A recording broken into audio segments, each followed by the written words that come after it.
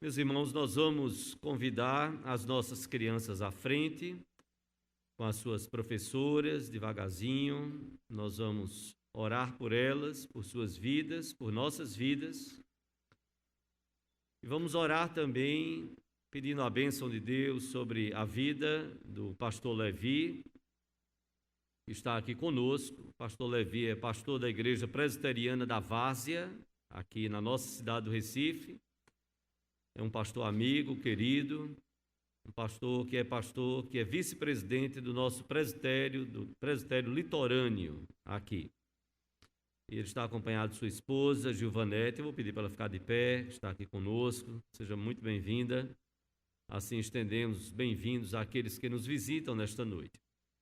Nós vamos orar ao Senhor, vamos curvar a nossa fronte e logo em seguida nós vamos passar a palavra. O pastor Levi estará nos trazendo a palavra de Deus, a palavra que Deus colocou no seu coração para as nossas vidas nesta noite. Vamos curvar a nossa fronte, que ele possa ficar bem à vontade no nosso meio e que possamos atentamente ouvir aquilo que Deus tem para as nossas vidas nesta noite. Vamos orar.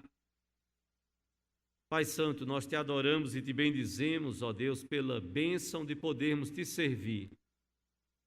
Nós nada merecemos, não somos de fato merecedores de coisa alguma. E o Senhor é tão misericordioso, gracioso, que o Senhor tem nos convocado a cada um aqui para sermos servos, aqueles que vão servir como diáconos, servos verdadeiros do Senhor, e o Senhor também comissiona outros, como a junta diaconal, para te servir de modo específico numa determinada área do trabalho da igreja do Senhor. Nesse momento, ó Deus, nós clamamos a tua bênção sobre o teu servo, pastor Levi Alencar. Que o Senhor possa usá-lo conforme o teu querer, conforme a tua graça e poder sobre a sua vida. Que no abrir da sua boca o Senhor seja glorificado, que a tua palavra, Senhor, possa encontrar um lugar todo especial nos nossos corações. E o Senhor possa falar aquilo que tu mesmo desejas, ó Senhor, para as nossas vidas nesta noite. Abençoa os nossos pequeninos, as professoras, professores que estarão levando também a tua palavra. Que cada um deles possa ser edificado e cada um deles seja usado pelo teu Espírito para transmitir a tua palavra aos nossos pequeninos. E assim a tua igreja seja toda edificada para a glória do teu nome. Que oramos assim, ó Deus, no nome do Senhor Jesus Cristo e para a glória dele, hoje e sempre. Amém, Senhor. O pastor Levi estará com a palavra, que ele, mais uma vez, repito, que ele fique muito à vontade no nosso meio. Graça e paz, queridos irmãos. É com muita alegria que eu estou essa noite aqui. E quando eu tratava desse convite que o reverendo me fez para estar com vocês nessa noite, eu perguntei a ele, pastor, quanto tempo eu tenho? Então ele me contou uma história em que ele foi pregar em uma certa igreja e fez essa pergunta. E aí o pastor da igreja disse a ele, você pode pregar o tempo que você quiser. Só que às 9 horas o pessoal vai começar a sair. Você pode continuar pregando até meia-noite, 1 hora da manhã, só que às 9 a igreja estará vazia. E agora eu estava perguntando a ele quanto tempo eu teria, né? Mas ele disse que eu podia ficar à vontade. Então, posso ficar então até meia-noite.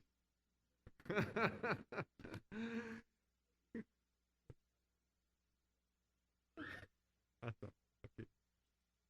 Mas para nós é uma alegria estar aqui nessa noite e em uma data tão especial. Uma data em que a Junta Diaconal completa 87 anos de existência. Que noite especial para o reino de Deus. Que noite especial para essa igreja. E pensando nesse culto, orando ao Senhor sobre esta noite, eu fui levado pelo Senhor a meditar no Salmo 131 e eu queria que os irmãos, por gentileza, abrissem suas Bíblias no Salmo de número 131. Eu queria ler esse Salmo com os irmãos, a uma só voz. Esse Salmo que é tão curto, apenas 3 versículos, mas que Charles Spurgeon, ao olhar esse Salmo, disse que ele é de uma simples leitura, mas de uma profunda mensagem para as nossas vidas. Eu queria ler então com os irmãos esse texto. Salmos de número 131.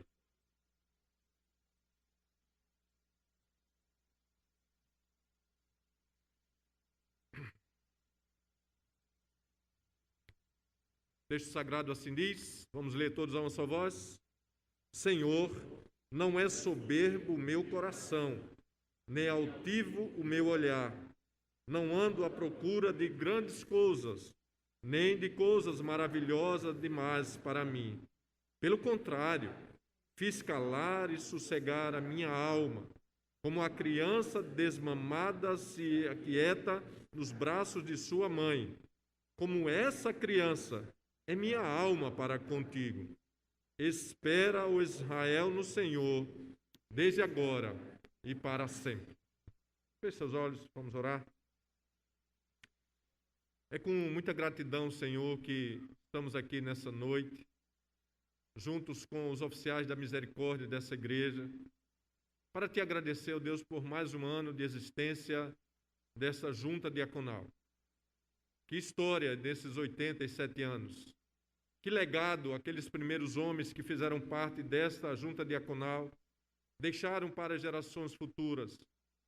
E por que essa longevidade toda, Senhor, da junta diaconal, assim como da igreja e também da SAF, nós queremos te agradecer, ó Deus, por esses 87 anos de existência, desse ofício tão especial junto à comunidade dos santos desse lugar. Te louvo, ó Deus, por cada diácono. Te agradeço, ó Deus, por cada esposa de diácono que sabe compreender o seu chamado, a sua missão, que sabe compreender o seu trabalho na casa do Senhor. Eu quero te agradecer, ó Deus, pelos filhos, Senhor, que são filhos que são vistos muitas vezes com um olhar diferente. E se cobra aos filhos dos diáconos, assim como se cobra aos filhos dos presbíteros, os filhos dos pastores, um comportamento totalmente diferente, Senhor. As nossas famílias também carregam o peso do nosso chamado. E eu te louvo, ó Deus, pelas famílias dos diáconos dessa igreja. E por aqueles que sonham, por aqueles que estão envolvidos na obra de misericórdia dessa igreja. E quem sabe serão futuros diáconos dessa igreja para a glória do teu nome, Senhor. Eu quero te agradecer por essa noite, por essa igreja. Te agradecer por esse pastor amigo, por esse mestre, ó Deus, na área de ensino, um homem que nós respeitamos, um homem que nós ouvimos, e um homem, ó Deus, que tem nos ensinado tantas coisas. Nossa gratidão pelos oficiais, pelo conselho dessa igreja, que de forma muito especial me aceitou nesse lugar, nessa noite, a pedido do seu pastor. E que as palavras dos meus lábios, o meditar do meu coração, Senhor, agrade ao Senhor nessa noite e edifique a vida da igreja do Senhor nesse lugar. Em nome do Senhor Jesus. Amém. Amém.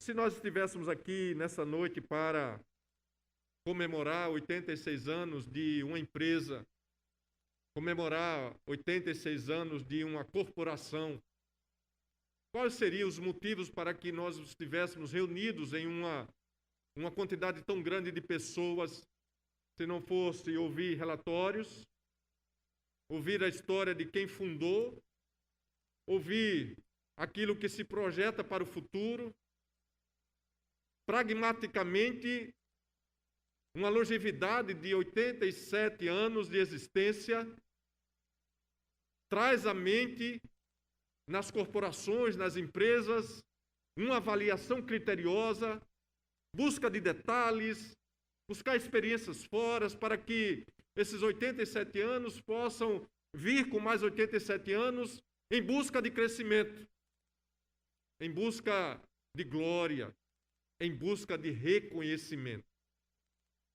Quando nós olhamos para o trabalho da misericórdia na casa do Senhor, o texto que fala sobre a importância do ofício de diácono na igreja diz que aquele que prestar o seu serviço com excelência é o único que recebe na Bíblia esta honraria de ter justa proeminência. E nós que conhecemos um pouco a cidade do Recife, Nós passamos por algumas ruas que você encontra nome de diáconos. Você não encontra nome de pastor, você não encontra nome de presbítero, mas o reconhecimento da função diaconal, ele também está fora dos arraiais da igreja. E é tão interessante nós olharmos para o ofício diaconal, não apenas como aquele que abre a porta e recebe bem, mas aquele que ora, aquele que também ajuda, aquele que faz esforços para ajudar os mais necessitados da igreja, às vezes até tirando do próprio bolso. Essa é a missão do diácono.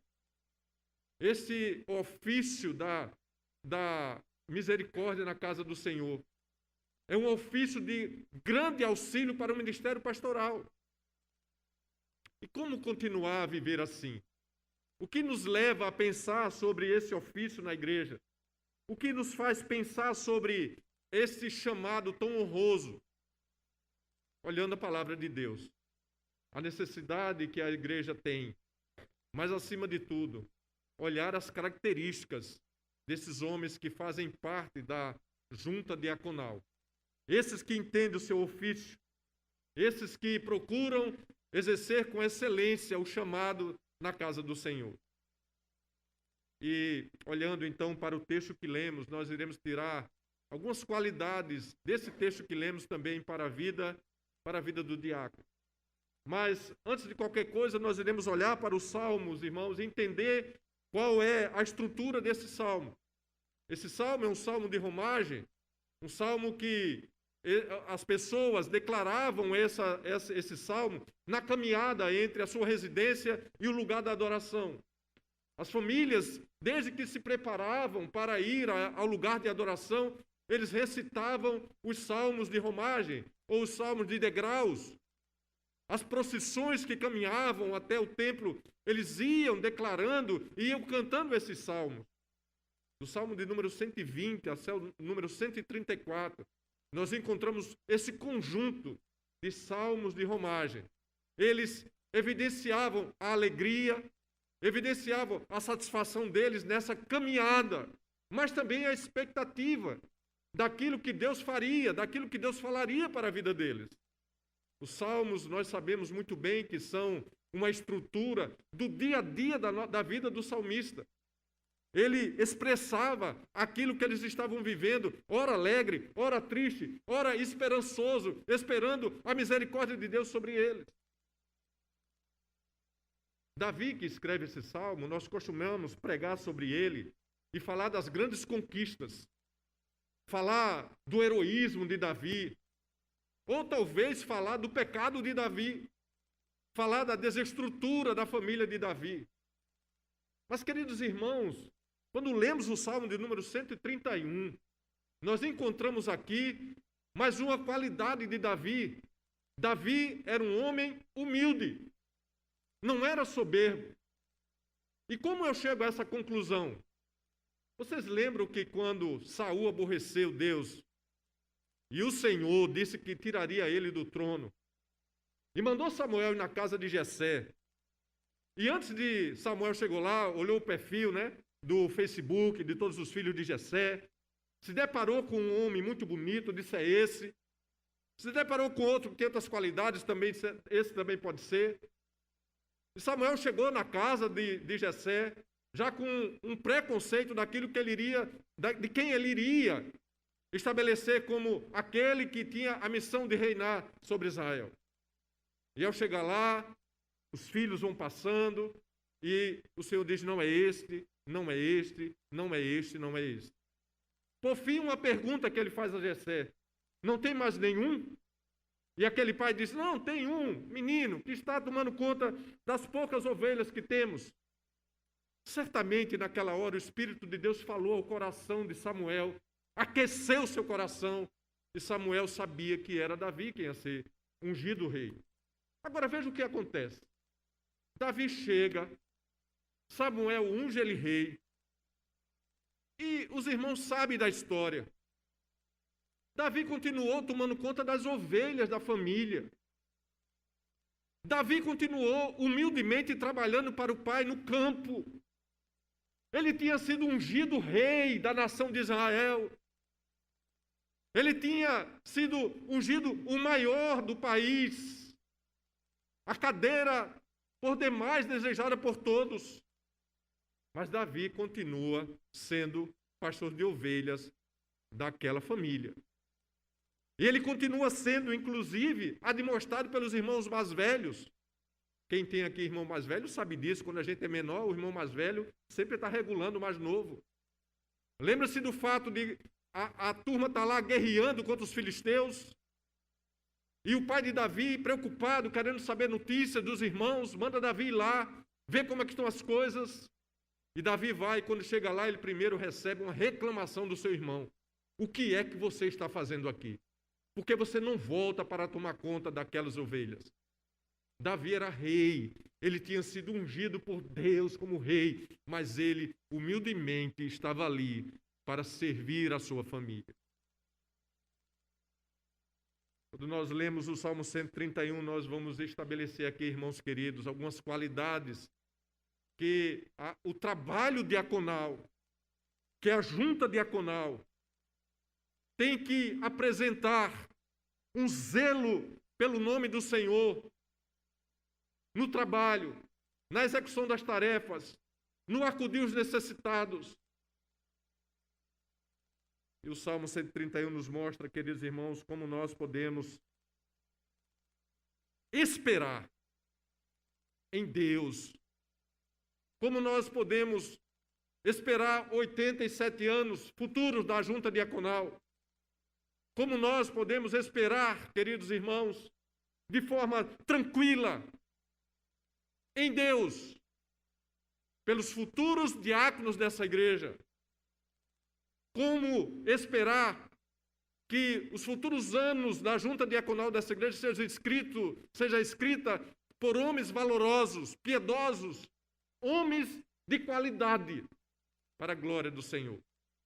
Em primeiro lugar, olhe para o verso de número 1.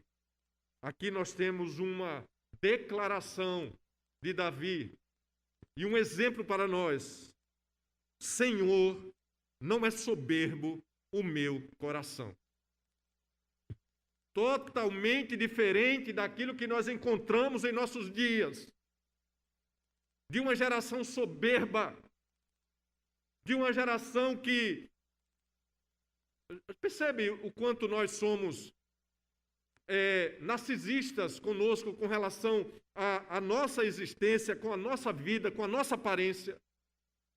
Perceba que o Instagram de todo mundo só aparece fotos bonitas, em lugares bonitos, em espaços que todo mundo desejaria estar lá. Às vezes não é nem a pessoa que foi lá, ele pegou, fez uma montagem e colocou aquela foto. Ninguém coloca no Face, ninguém coloca no Instagram uma foto em um lugar que você está com os pés na lama.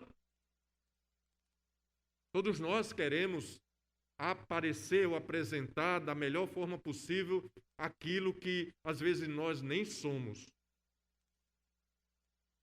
Davi diz, não é soberbo o meu coração. Em outras palavras, queridos irmãos, Davi está dizendo que diante de tudo aquilo que ele tem visto diante do Senhor, diante do Deus que nos criou, diante daquele que tem a história da nossa vida em suas mãos, ele reconhece que jamais ele pode ser orgulhoso daquilo que ele é. Porque todas as coisas que ele tem, todas as coisas que você tem, tudo que você é, tudo que nós somos, nós devemos ser gratos a Deus, porque tudo vem dele e para ele deve voltar. Davi, então, faz essa declaração. Ele não é soberbo o coração dele, ele não tem nenhum orgulho daquilo, não tem orgulho, não estou movido por esse sentimento. Como um rei ungido por Samuel, separado por Deus, ele ainda era humilde para cuidar das coisas mais simples que podia existir. Irmãos queridos, ser pastor de igreja, de ovelha naqueles dias, era uma profissão de quem não sabia fazer outra coisa. Ser pastor de ovelhas não significava nada. Mas ele era um pastor de ovelhas. era uma função desprestigiada. Queridos irmãos, é muito fácil nós sermos soberbos. É muito fácil nós sermos orgulhosos. Só basta alguém reconhecer uma qualidade em nós e o nosso coração altivamente já começa a se inflar. Um título de academia nos leva a pensar que somos diferentes. Um sobrenome. Você sabe com quem está falando? Você conhece a minha família? Você sabe quem eu sou? O nosso coração, ele é assim. Se temos um pouco mais de dinheiro, se tem um pouquinho mais de riqueza, se tem uma aparência diferente, tudo isso traz orgulho, traz soberba ao coração. E Deus trata o soberbo e o altivo com desprezo. Deus trata o coração soberbo e orgulhoso com desprezo. É isso que diz a palavra do Senhor. Davi, ele vai nomear aqui pelo menos 4 qualidades da sua vida. Não é soberbo o meu coração. Depois ele diz, não é altivo o meu olhar. E não anda à procura de coisas grandes. Então a soberba não fazia parte da vida dele. O orgulho vem do coração. E na cultura dos judeus, os irmãos sabem que quando se falava em coração, se falava de toda a estrutura orgânica e emocional do ser humano. Então, se o orgulho ele está na minha mente, ele vai descer para o meu coração, ele vai descer para as minhas entranhas, e eu vou alimentar isso cada vez mais. Devemos fugir disso. Por isso, Provérbios capítulo 8, verso 13 vai nos dizer: o temor do Senhor consiste em aborrecer o mal, a soberba, a arrogância, o mau caminho e a busca perversa, eu, diz o Senhor, os aborreço. A soberba, a arrogância e o mau caminho, o Senhor aborrece.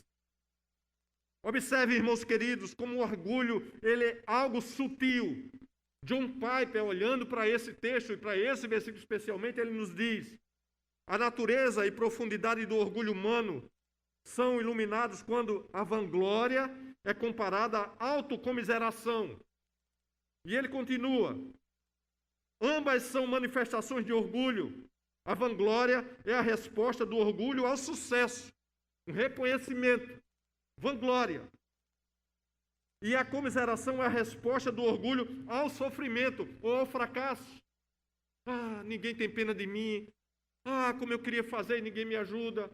Ah, eu não consigo porque ninguém me ajuda. Isso é autocomiseração. E ele continua: a vanglória diz, eu mereço admiração. Eu alcancei tudo o que queria. A autocomiseração diz, eu mereço reconhecimento, pois eu sofri tanto para conseguir isso. É orgulho de um lado e orgulho do outro. A vanglória é a voz do orgulho no coração do forte. E a autocomiseração é a voz do orgulho no coração do fraco. A vanglória soa autossuficiente e a autocomiseração soa sacrifício. A autocomiseração é o orgulho não aplaudido.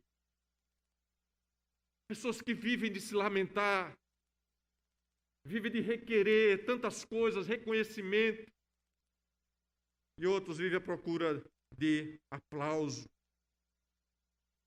O meu coração, diz o texto, versículo 2, olhe, Senhor, não é soberbo o meu coração, nem altivo o meu olhar. Às vezes, queridos irmãos, um olhar destrói tanto como palavras. Quem é mãe, quem é pai, quem já foi filho sabe. Às vezes o olhar do nosso pai, a gente já lia tudo que estava passando no coração dele. Já sabia o que ele ia fazer depois conosco.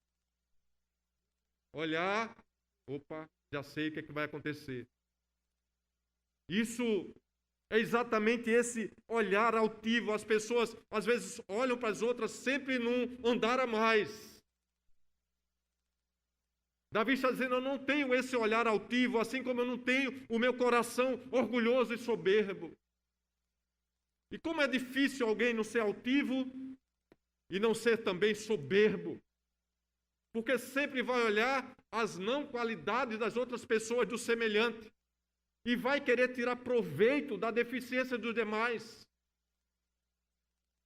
Hoje na escola de jovens, lá da minha igreja, eu tratando disso com os jovens, falando sobre Provérbios capítulo 3, exatamente essa questão do orgulho, do reconhecimento, como às vezes nós nos sentimos mal junto a uma pessoa que é altiva, que é o fim em si mesmo, uma pessoa orgulhosa, uma pessoa que considera sempre as outras inferiores a ela. Como você quer estar distante de alguém assim? E muitos ficam torcendo para que essa pessoa não faça nada que dê certo, para também tirar uma casquinha da sua desgraça. Davi está dizendo e nos ensinando nessa noite, chegar a 87 anos de existência da junta diaconal, não se pode trazer para isso um olhar altivo, nós nos mantemos fortes. Uma outra qualidade que nós podemos ver aqui. O mesmo versículo diz, não ando à procura de grandes coisas. Não ando à procura de coisas especiais ou espetaculares para mim. Em um evangelho, irmãos queridos, que permeia a nossa nação, onde a troca de coisas, onde você vem para a igreja para sair rico, onde você dá 100 para tirar 1000, onde você vem porque as promessas são de enriquecimento, de possuir empresa, de possuir bens. Um evangelho que engana as pessoas. Um evangelho que não é evangelho bíblico. É um evangelho que distorce a palavra de Deus. As pessoas estão procurando o evangelho à procura de coisas. As pessoas estão trocando a mensagem pura da palavra por promessas vazias e coisas que vão torrar no fogo. Quando o Senhor Jesus voltar, tudo vai ficar. Tudo vai ser destruído. Mas as pessoas estão sedentas dessas coisas. As pessoas estão sendo enganadas por esse evangelho que não subsiste e esse evangelho que não é o evangelho de Jesus.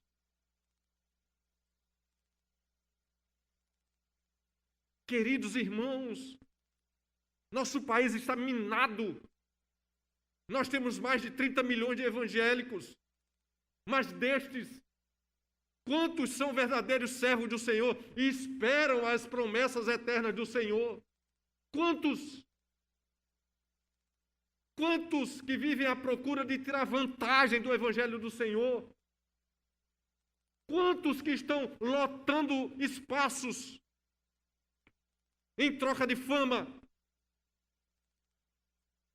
Querem Jesus como seu Salvador, mas não como Senhor, porque não vive segundo a palavra do Senhor. Eu não ando à procura de coisas grandes. E é interessante que se alguém sem orgulho, é alguém que é piedoso, e alguém piedoso não aspira a coisas materiais grandes, não aspira poder, não aspira senão a comunhão com o Senhor. Buscar em primeiro lugar o reino de Deus e a sua justiça, e as demais coisas vos serão acrescentadas. Mas as pessoas primeiro querem as coisas, para depois pensar no reino. Infelizmente, é isso que tem alimentado grande parte do evangelicalismo nacional, que tem esvaziado igrejas sérias, e que tem também levado muitos a decepcionar-se com o evangelho do Senhor Jesus.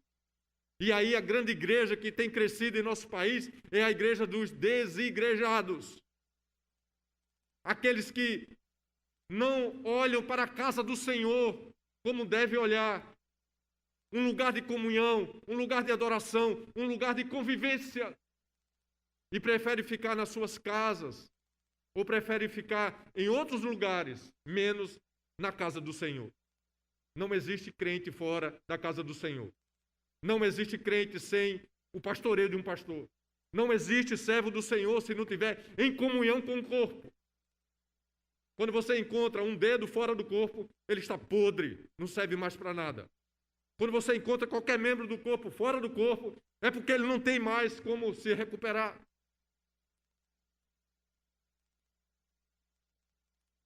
Jeremias capítulo 45, 1 a 5, a palavra de Deus para aquele povo que ali estava.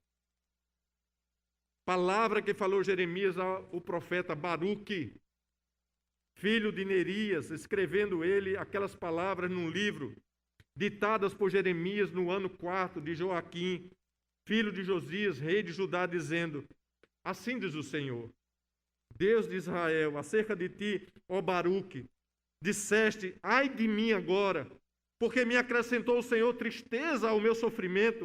Eu estou cansado do meu gemer e não acho descanso. Assim lhe dirás: isso diz o Senhor, eis que estou demolindo o que edifiquei e arrancando o que plantei. E ele continua isto em toda a terra. E procuras tu grandezas? Estás interessado em riquezas? Eu estou removendo todas essas coisas porque isso não faz bem. E ainda tu procuras riquezas, grandezas? Não as procure, porque eis que trarei mal sobre toda a carne, diz o Senhor. A ti, porém, eu te darei a tua vida como despojo em todo lugar para onde fores. Ou seja, as pessoas que estão interessadas nas coisas, elas estão prestes a perder o bem mais valioso que ela tem, que é a vida.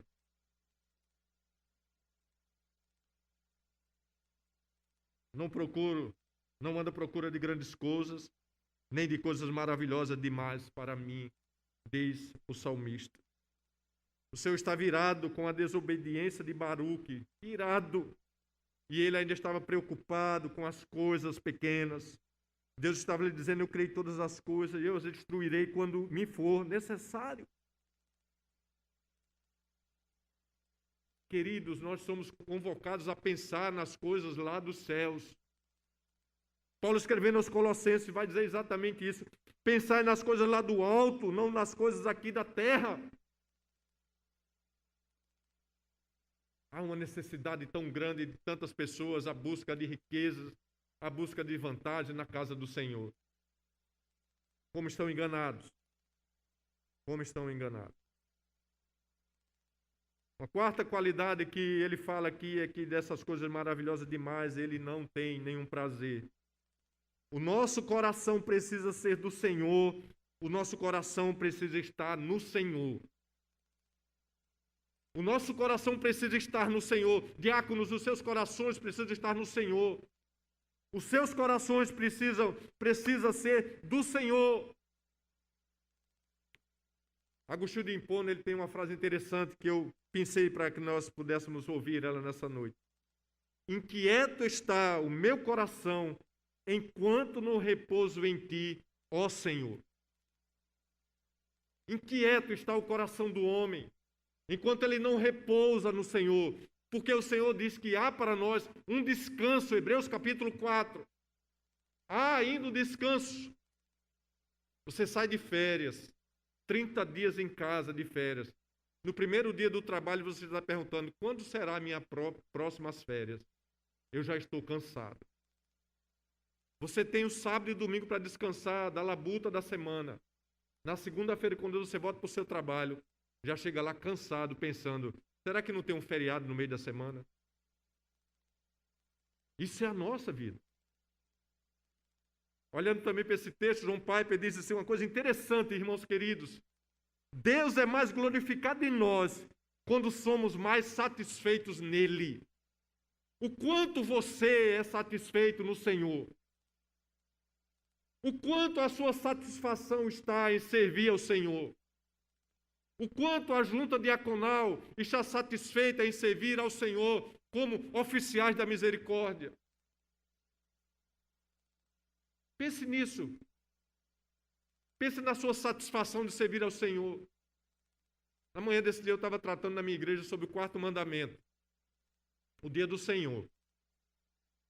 Muito importante para nós aprendermos sobre o dia do Senhor. E eu disse à minha igreja o seguinte: se você não gosta de vir à igreja no domingo, não tem prazer e satisfação de vir na igreja no domingo, você não vai gostar do céu. Você não vai gostar do céu. Porque a igreja é um pedaço do céu aqui na terra. É aqui que nós ouvimos a palavra do Senhor. É aqui que nós entoamos louvores para a glória do Senhor. E nos céus nós iremos viver isso eternamente. Se você vem para a igreja amarrado, se você vem para a igreja porque você tem medo do pastor Petrônio, você não vai gostar do céu. Você não vai gostar do céu, disse a minha igreja nessa manhã. Porque, queridos irmãos, a pandemia revelou para nós aqueles que são fiéis a Deus. As pessoas que já estavam tão frios que aproveitaram só a oportunidade e deixaram a igreja do Senhor Jesus.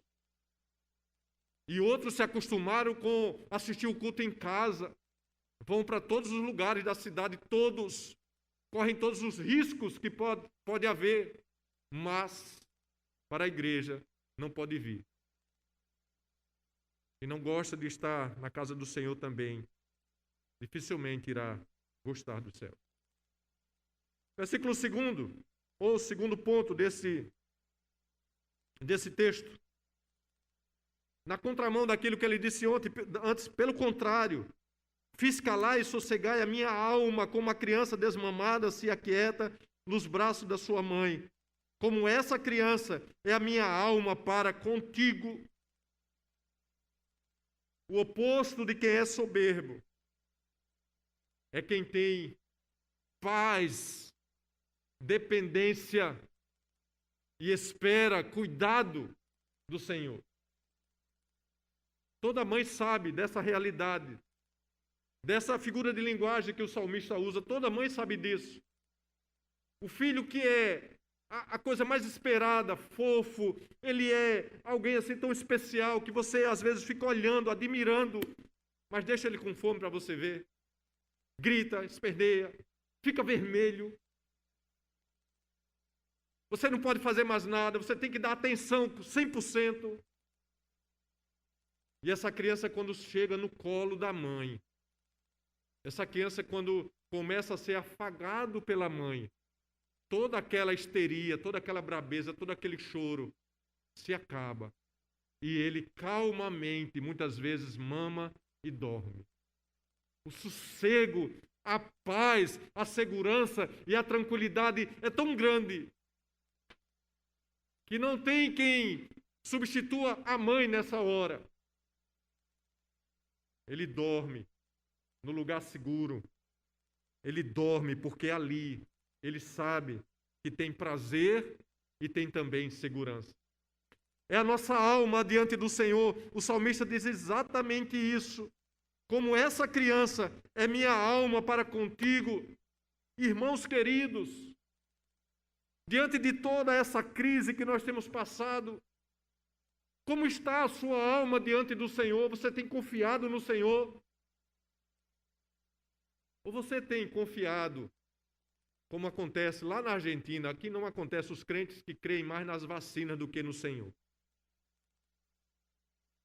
Tem crente crendo mais nas vacinas do que no Senhor. Nós devemos tentar o nosso Deus, não é isso que eu estou falando. Mas é o Senhor que está acima de vacina, de médico, de ciência. É o Senhor. E a nossa alma deve estar descansada nesse Deus que me ama e que te ama e que te conhece pelo nome.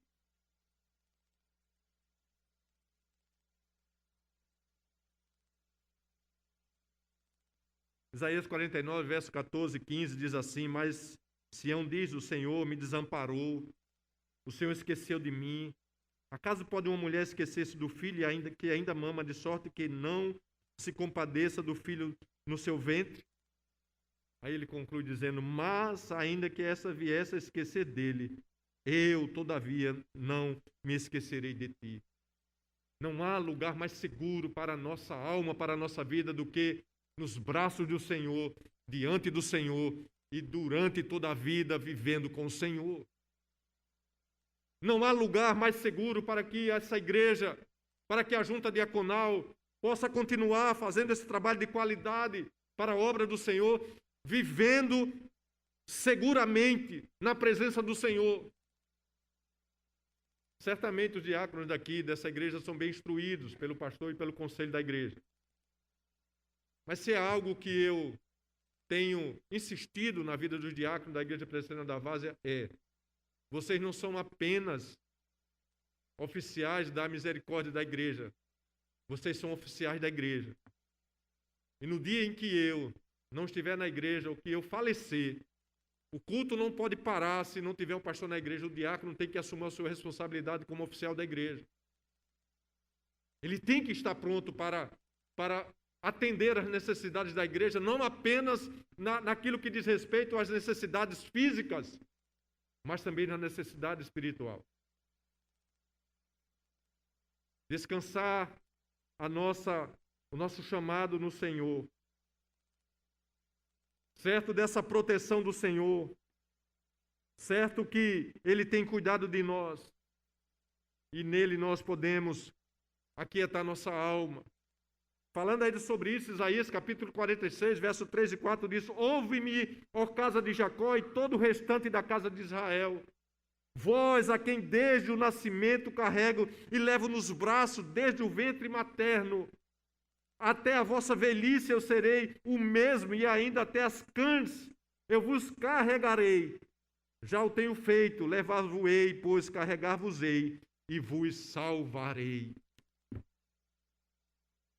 No dia mais difícil da junta diaconal ou da vida de qualquer diácono, o Senhor vai estar com a junta diaconal e cada um dos oficiais. Mas não apenas com os oficiais, com cada um membro da igreja. Eu vos carregarei e vos salvarei, diz o Senhor. E Ele não muda. O nosso Deus não muda. Ele é o mesmo ontem, hoje e o será eternamente. Essa é uma promessa de Deus. Não é um carro, não é uma casa. Essa é uma promessa de Deus.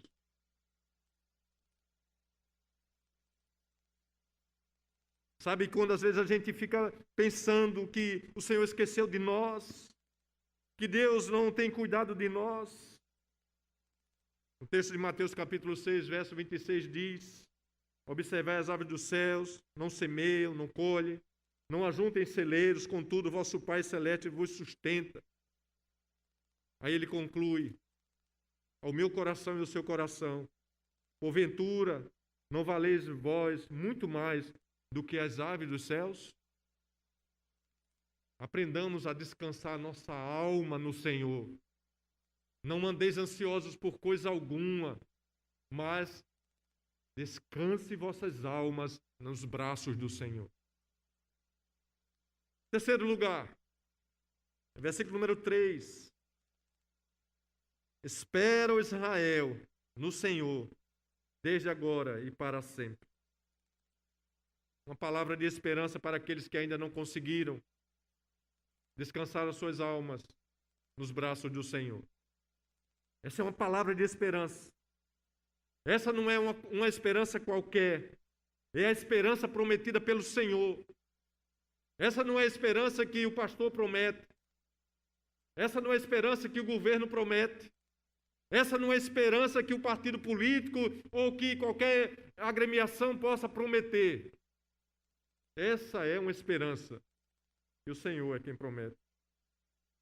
Ele está desejando que o povo dele, que essa igreja, tivesse a mesma paz que ele tinha confiado, e estava confiando, que estavam descansando o povo de Israel nos braços dele.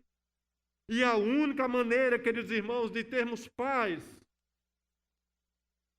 de sabermos o valor daquilo que o príncipe da paz pode produzir no meu e no seu coração, é exatamente andar em esperança no Senhor. A nossa esperança não está nas decisões dos políticos, não está nas promessas dos políticos. Nós nos decepcionamos de A a Z. Aqueles que chegam na porta da igreja batendo, dizendo que são crentes e que vão lutar pelos crentes, esses é que mais nos decepcionam. Agora, confie no Senhor, você jamais se decepcionará com o seu Senhor. Jamais. Ninguém que adora e que serve ao Senhor Jesus Cristo jamais foi decepcionado com uma promessa que ele fez e não cumpriu. Por isso que nós devemos amar o nosso Deus. Eu amo ao Senhor Jesus. Eu amo ao Senhor Jesus. Ele não falha, ele não se atrasa. Ele nunca erra. Ele sempre acerta. Espera no Senhor para sempre, termina o texto. Ou seja, ele está dizendo, enquanto você viver aqui na terra, confie e espere no Senhor. No seu casamento, no seu chamado, na sua profissão, espera no Senhor. Saiba que o Senhor tem sempre o melhor para nós. Eu é que sei que pensamento tenho sobre você, diz o Senhor. Queridos irmãos, especialmente oficiais da misericórdia, talvez vocês tenham que enfrentar lutas nos próximos anos, adversidades, problemas. Às vezes a gente faz campanha, nós queremos assistir mais pessoas, a igreja não responde, a verba da junta diaconal às vezes não atende às necessidades. Tem uma pessoa que precisa de medicamento, tem uma pessoa que precisa de alimento, tem uma pessoa que precisa de um Uber, de um táxi. Nós queremos fazer todas as coisas. Coisas podem acontecer, enfrentar todo tipo de adversidade, mas esperem no Senhor. Espere no Senhor. O salmista, no Salmo 130, verso 7, ele continua dizendo, espere Israel no Senhor, pois o Senhor há de ter misericórdia, copiosa redenção há no Senhor.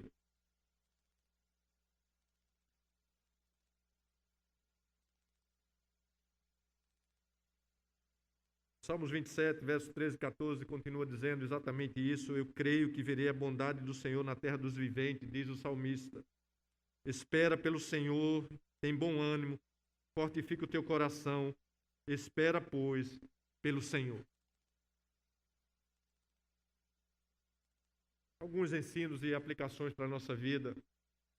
Assim como nós olhamos para as qualidades e as exortações que o Salmo faz para a nossa vida, quais são as lições, qual o ensino prático que nós podemos tirar para a nossa vida desse texto?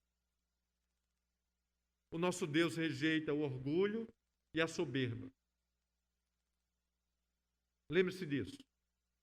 Orgulho e soberba não tem a ver com ser cristão. Cristão é ser humilde, humilde de coração. Não estou falando de não ter bens, porque às vezes uma pessoa que não tem bens é mais altiva do que alguém que tem. Mas estou falando de uma qualidade do coração, que está descrito lá no Sermão do Monte, sobre a importância de ser humilde, de entender as necessidades que temos, que muitas vezes o dinheiro não pode resolver.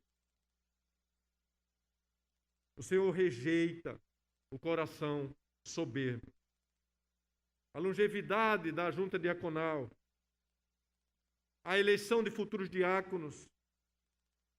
Queridos irmãos, não acredite que tudo isso pode acontecer por conta das nossas qualidades, mas porque é o Senhor que nos dirige.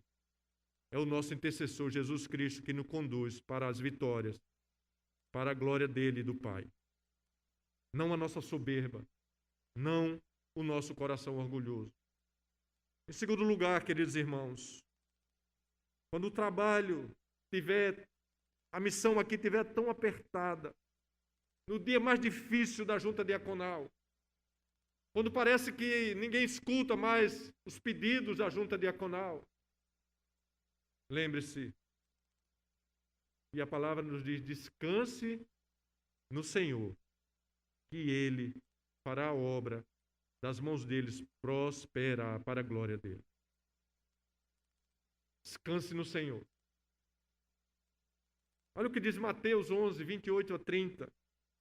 Vinde a mim todos vós que estáis cansados e sobrecarregados, diz o Senhor, e eu vos aliviarei. Tomai sobre vós o meu jugo e aprendei de mim, porque sou manso e humilde de coração, diz o Senhor, e achareis descanso para a vossa alma, porque o meu jugo é suave e o meu fardo é leve. O jugo do Senhor é suave, o fardo é leve. Junta diaconal, nunca diga que o seu trabalho é enfadonho, porque na obra do Senhor, a verdade é essa. O jugo do Senhor e o fardo do Senhor são leves. Terceira lição para nós. Nossa esperança não está aqui. Nossa esperança está nos céus. Ainda há um descanso para o povo de Deus. Ainda há um lugar de descanso. Esse lugar de descanso é ao lado do Senhor Jesus, na casa do Senhor Jesus, reinando com o Senhor Jesus para eternamente ali com Ele. Essa esperança ela é viva, porque o Senhor é vivo. Ele é o pastor que veio se dar e servir como um mordomo mais humilde da casa. Ele colocou na sua cintura uma toalha. Ele lavou os pés dos discípulos para ensinar aqueles homens como deveríamos servir uns aos outros. A nossa esperança está no único Redentor da nossa vida. A nossa esperança está no único mediador entre nós e Deus, Jesus Cristo, o Senhor dessa igreja, o Senhor da junta diaconal, o Senhor das nossas vidas. A Ele seja a honra, a Ele seja a glória, a Ele seja todo o louvor dos nossos lábios e do nosso coração. Vamos orar mais uma vez? Feche seus olhos. Ore por sua vida. Ore para que Deus lhe dê um coração distante da soberba, distante do orgulho, um coração humilde, que agrada ao Senhor. Peça ao Senhor que vos ensine a descansar a sua alma nesses dias de tanto pavor, descansar a sua alma nos braços do Senhor. Ore ao Senhor para que Ele coloque esperança viva no seu coração a cada manhã. E quando você sair para as suas atividades, creia que o Senhor vai estar com você todo o tempo. Ó Deus, muito obrigado pela bênção dessa igreja, dessa junta diaconal, pela bênção, Deus, dessa comunidade dos santos que se reúne nesse lugar. Obrigado, Deus, pelo pastoreio do teu servo. Obrigado, Deus, pela família dele que tem apoiado o trabalho e tem dado as mãos, ó Deus, em prol desse rebanho do Senhor que se reúne nesse lugar. Ó Deus, essa é uma noite, Senhor, de exortação para a nossa vida. E também, Deus, de arrependimento, se o nosso coração em algum momento é soberbo e orgulhoso. Nos livra, ó Deus, desse mal que trouxe toda a queda do homem desde o Éden, Senhor. O coração altivo, o querer ser igual a Deus, o querer ser semelhante àquele que criou todas as coisas, levou o homem a cair e com ele toda a nossa natureza. Ó Deus, se nós temos agido com o coração soberbo e com o coração orgulhoso, que o Senhor nos perdoe.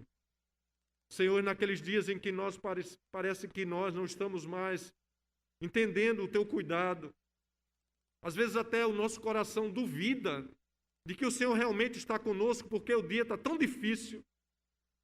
Nos mostra, Senhor, a realidade de quem espera na soberania e crê que Deus tem cuidado de cada um de nós. Nosso coração é tão enganoso, meu Deus, e o Senhor sabe disso. Nos livra, Senhor, de desconfiar 1 milímetro que sequer do teu cuidado para com a nossa vida, com a vida da nossa família, porque nós pertencemos ao Senhor. Renova a nossa esperança, ó Deus, na nossa vida diária, no nosso cotidiano.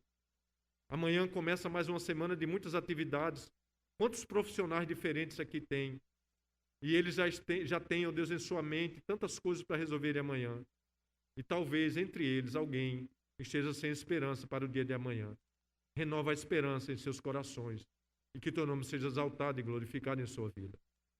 E a nós, ó Deus, que estamos vivendo nesses dias de tanta dificuldade, que o Senhor nos ajude a confiar cada vez mais na providência do Senhor e na boa mão do Senhor. Aos que estão sem emprego, Senhor, que o Senhor abra as portas de emprego, porque nós esperamos no Senhor. Nós aguardamos no Senhor. Nós esperamos que o Senhor é poderoso para reanimar a nossa alma e o nosso coração, trazendo uma nova esperança de vida e fazendo com que essa esperança, ó Deus, se transforme em muita glória para o teu santo nome. Obrigado, ó Deus, por tudo que o Senhor falou ao nosso coração nessa noite. Que a tua igreja seja edificada pelo Santo Espírito do Senhor. Durante toda a semana possa olhar para essa palavra e ver nela um bom alimento para a sua vida, em nome do Senhor Jesus. Amém. Amém.